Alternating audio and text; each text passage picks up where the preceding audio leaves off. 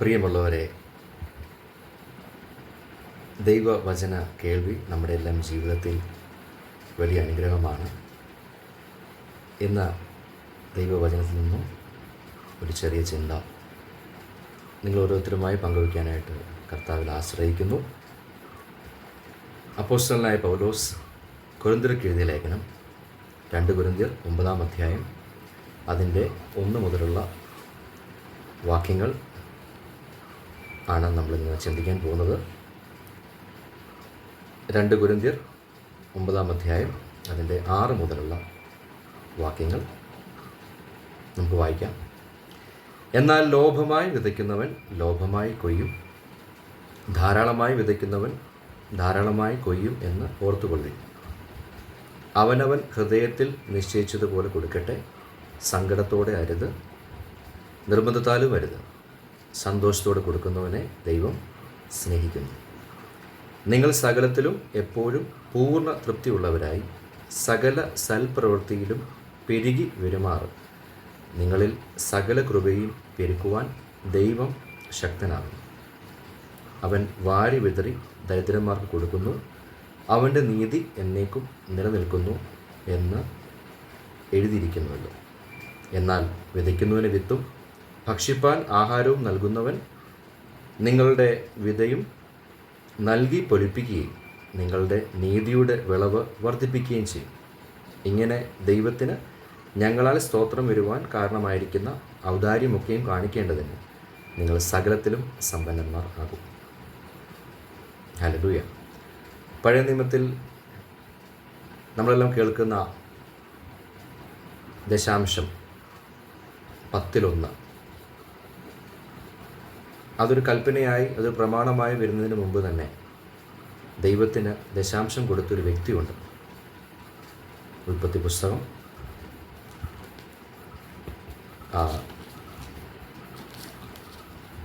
14-ാം അധ്യായത്തിലേക്ക് വരുമ്പോൾ 14-ാം അധ്യായം അതിൻ്റെ 18-ാമത്തെ വാക്യം പ്രകാരമാണ്: ശാലേം രാജാവായ മൽക്കിസദേക്ക് അപ്പവും വീഞ്ഞും കൊണ്ട് വന്നു. അവൻ അത്യുന്നതനായ ദൈവത്തിൻ്റെ പുരോഹിതനായിരുന്നു. അവൻ അവനെ അനുഗ്രഹിച്ചു. സ്വർഗത്തിനും ഭൂമിക്കും നാഥനായി അത്യുന്നതനായ ദൈവത്താൽ അബ്രഹാം അനുഗ്രഹിക്കപ്പെടുമാറാകട്ടെ. നിന്റെ ശത്രുക്കളെ നിന്റെ കയ്യിൽ ഏൽപ്പിച്ച് അത്യുന്നതനായ ദൈവം സ്തുതിക്കപ്പെടുമാറാകട്ടെ എന്ന് പറഞ്ഞു. അവന് അബ്രാം സകലത്തിലും ദശാംശം കൊടുത്തു. ശാലേം രാജാവായിരിക്കുന്ന മൽക്കിസദേക്കിന് അബ്രാം സകലത്തിലും ദശാംശം കൊടുത്തു. ദൈവത്തിൻ്റെ സ്നേഹിതൻ എന്നറിയപ്പെട്ട, ദൈവത്തിൻ്റെ കൂടെ നടന്ന വ്യക്തി എന്നറിയപ്പെട്ട അബ്രാം ദൈവത്തിൻ്റെ കൂടെ നടന്നപ്പോൾ ദശാംശമെന്ന കാര്യം ആരും പറയാതെ തന്നെ അബ്രാം അവിടെ നിവർത്തിച്ചു. അബ്രാം സകലത്തിലും ദശാംശം കൊടുത്തു. ദശാംശത്തെപ്പറ്റി വ്യക്തമായി പറയുന്ന വചനമാണ് മലാക്കി പ്രവാചകൻ്റെ പുസ്തകം 3-ാം അധ്യായം അതിൻ്റെ 10-ാമത്തെ വാക്യം നമുക്ക് വായിക്കാം. എൻ്റെ ആലയത്തിൽ ആഹാരം ഉണ്ടാകേണ്ടതിന് നിങ്ങൾ ദശാംശം മുഴുവനും ഭണ്ഡാരത്തിലേക്ക് കൊണ്ടുവരുവിൻ.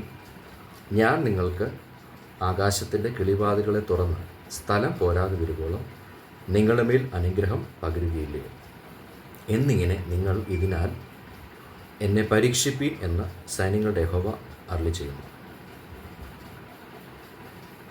ഞാൻ വെട്ടുക്കിളിയെ ശാസിക്കും, അത് നിങ്ങളുടെ നിലത്തിലെ അനുഭവം നശിപ്പിച്ചു കളയുകയില്ല. പറമ്പിലെ മുന്തിരിവള്ളിയുടെ ഫലം നോക്കാതെ കൊഴിഞ്ഞു പോകുകയില്ല എന്ന് സൈന്യങ്ങളുടെ യഹോവ അരുളി ചെയ്യുന്നു. നിങ്ങൾ മനോഹരമായൊരു ദേശമായിരിക്കാൻ സകല ജാതികളും നിങ്ങളെ ഭാഗ്യവാന്മാർ എന്ന് പറയും എന്ന് സൈന്യങ്ങളുടെ യഹോവ അരുളി ചെയ്യുന്നു. ദശാംശം മുഴുവനും ദൈവത്തിൻ്റെ ആലയത്തിൽ ആഹാരം ഉണ്ടാകേണ്ടതിന് കൊണ്ടുവരുവിൻ എന്ന് മലാക്കി പ്രവാചകനിലൂടെ ജനത്തോട് ദൈവം സംസാരിക്കുന്നു. നമുക്ക് വീണ്ടും പഴയ നിയമത്തിലേക്ക് തന്നെ വരാം. അബ്രഹാമിനെ പറ്റി തന്നെ നമുക്ക് വീണ്ടും ചിന്തിക്കാം. അബ്രഹാമിന് തലമുറയില്ലായിരുന്നു, തൻ്റെ 75-ാം വയസ്സിൽ ദൈവം വാഗ്ദത്തം കൊടുത്തു, ഞാൻ നിന്നെ അനുഗ്രഹിച്ച് നിൻ്റെ പേര് വലുതാക്കും, നിൻ്റെ സന്തതി മുഖാന്തരം സകല വംശങ്ങളും രാജ്യങ്ങളും അനുഗ്രഹിക്കപ്പെടും.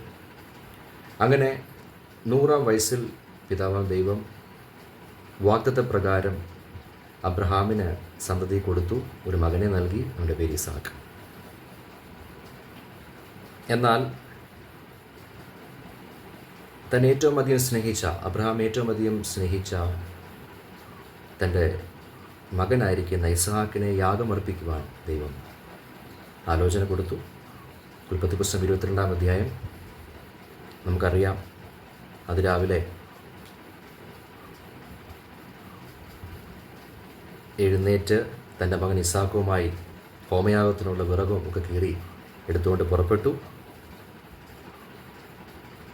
അങ്ങനെ മോറിയ മലയിൽ ചെന്നു.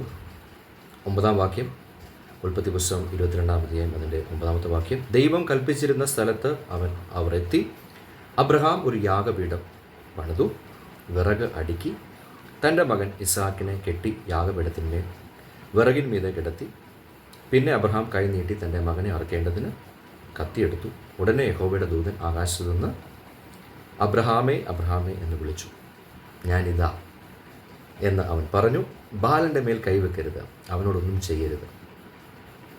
നിന്റെ ഏകജാതനായ മകനെ തരുവാൻ നീ മടിക്കായക കൊണ്ട് നീ ദൈവത്തെ ഭയപ്പെടുന്നുവെന്ന് ഞാൻ ഇപ്പോൾ അറിയുന്നു എന്ന് അവൻ അരുളി ചെയ്തു.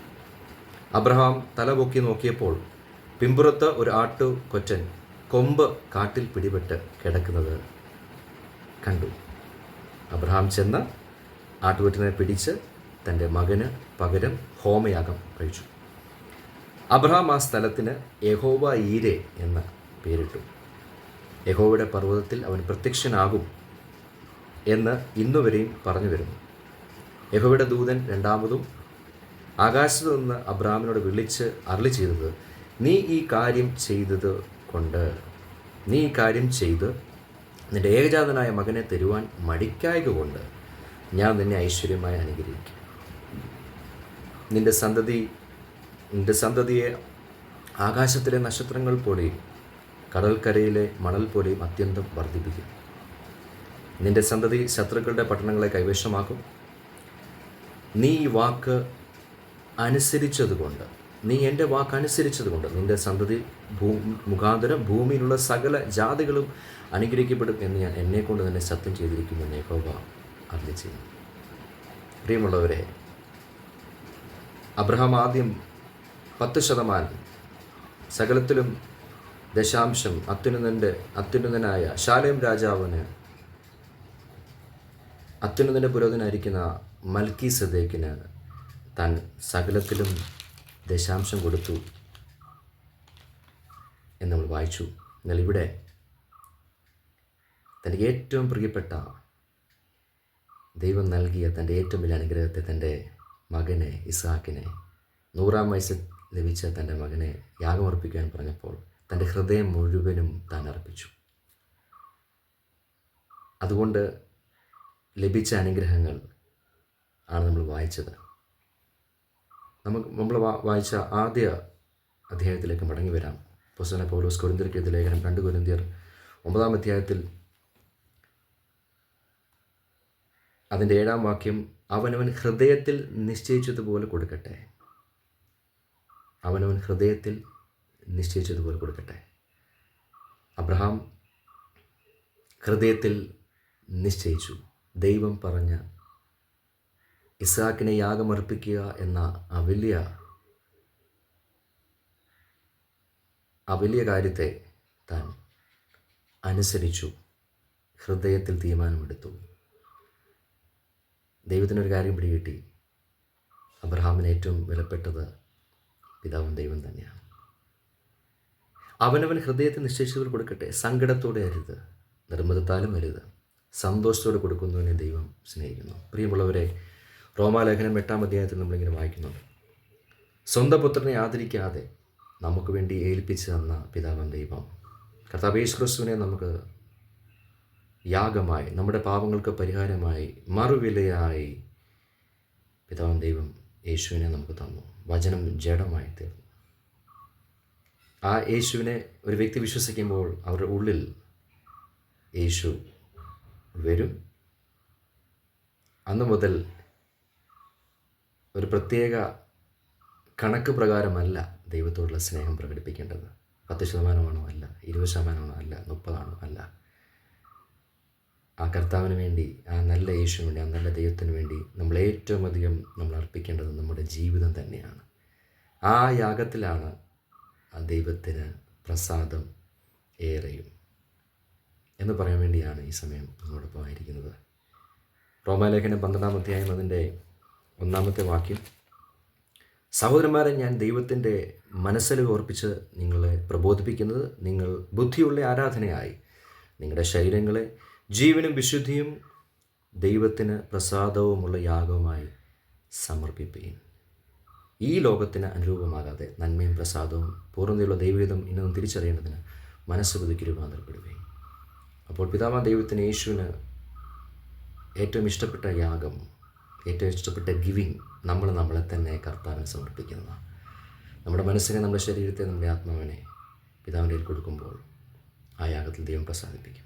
ദൈവവേലയിൽ നൽകുന്നത് ദൈവത്തോടുള്ള സ്നേഹത്തിൻ്റെ പ്രകടനമാണ്. അളവ് കൂടാതെ സ്നേഹിക്കുന്ന ദൈവത്തിന് ഞാൻ നൽകുമ്പോൾ അളവ് കൂടാതെയായിരിക്കും നൽകുന്നത്. അബ്രഹാം നൽകിയതുപോലെ പഴയ നിയമം മുഴുവൻ എടുത്തു. 5 അപ്പവും 2 മീനും ഉള്ള ആ ബാലകൻ 2 അപ്പം മാറ്റി വെച്ചല്ല നൽകിയത്, അത് മുഴുവനായി നൽകി. അതുകൊണ്ടത് 5000 പുരുഷന്മാർക്കും സ്ത്രീകളും പൈതങ്ങളും കൂടാതെ 5000 പുരുഷന്മാർക്ക് അത് അനുഗ്രഹമായി തീർന്നു. മാത്രമല്ല ശേഷിച്ച കഷ്ണം 12 കൊട്ട നിറച്ചെടുക്കുവാനിടയായി തീർന്നു. എന്നാൽ ലോഭമായി വിതയ്ക്കുന്നവൻ ലോഭമായി കൊയ്യും, ധാരാളമായി വിതയ്ക്കുന്നവൻ ധാരാളമായി കൊയ്യും എന്ന് ഓർത്തുകൊള്ളും. നമ്മൾ ഓർക്കേണ്ട കാര്യം ഇതാണ്. അത് എൻ്റെ ഹൃദയത്തിലായിരിക്കുന്നത്. കർത്താവിന് കൊടുക്കുന്നത് കയ്യിൽ 5 രൂപയേ ഉള്ളൂ, ഇല്ല 10 രൂപയേ ഉള്ളൂ. അത് ഹൃദയത്തിൽ നിന്നാണെങ്കിൽ കർത്താവിന് ഇഷ്ടമാണ്. 1000 രൂപ 2000 രൂപ കർത്താവിൻ്റെ സന്നിധി കൊടുക്കുക. അത് നിർബന്ധത്തോടെ വിഷമത്തോടെയാണെങ്കിൽ എൻ്റെ കർത്താവ് അതിനും പ്രതിഫലം നൽകുന്നവന്, കാരണം ദൈവം നീതിമാനാണ്. അവനവൻ ഹൃദയത്തിൽ നിശ്ചയിച്ചതുപോലെ കൊടുക്കട്ടെ, സങ്കടത്തോടെ അരുത്, നിർബന്ധത്താലും അരുത്. സന്തോഷത്തോടെ കൊടുക്കുന്നതിനെ ദൈവം സ്നേഹിക്കുന്നു. God loves a cheerful giver. ഈ വചന കേൾവി നിങ്ങൾക്ക് അനുഗ്രഹമായെന്ന് വിശ്വസിക്കുന്നു. തുടർന്നും ദൈവവചനത്തിൽ നിന്നും നിങ്ങളുമായിട്ട് പങ്കുവയ്ക്കാൻ ആഗ്രഹിക്കുന്നു. ഈ വീഡിയോ നിങ്ങൾക്ക് ഉപകാരപ്രദമായെങ്കിൽ, അനുഗ്രഹമായെങ്കിൽ ദയവായി ഇത് മറ്റുള്ളവരിലേക്ക് നിങ്ങൾ ഷെയർ ചെയ്യണം എന്ന് വളരെ സ്നേഹത്തിൽ, ദൈവസ്നേഹത്തിൽ ഈ സമയത്ത് ഓർപ്പിക്കുന്നു.